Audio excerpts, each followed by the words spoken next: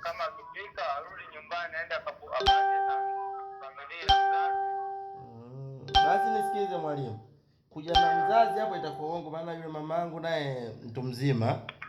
Ni mzee sana. Ni mzee sana. Sasa hapa ninachotaka nikifanye kwamba sasa hivi bado nipo site hapa, kuna mzigo wa watu nataka nikiconfirm, nikimaliza, nikitoka hapa, nikifika hapo ninapoishi nitakupigia tena nijue na kutumia kwa namba gani, au tujue tunafanyaje kuhusu dogo hiyo lake. Okay sawa. Naomba unisikilize. Na kutumia tu namba ya malipo ambayo yanalipiwa, sawa?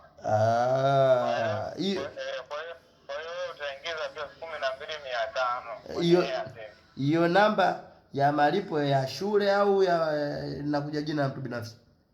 Jina tu kawaida hii ambayo tunazungumza hapa. Basi sawa. Ila sasa mimi kabla ya kutuma ni lazima mimi nikupigie. Si unajua tena hiyo hela. Wewe nitakutumia tu jina. Sawa, haina shida. Kwa sababu nisikie tuma lazima unipigie unijulishe. Sawa, haina shida. Nakutumia tu jina, ukiona unijulishe. 10,000 mimi nitakutumia tu 13,000 na kutolea utauliza. Sawa. Matapeli hao.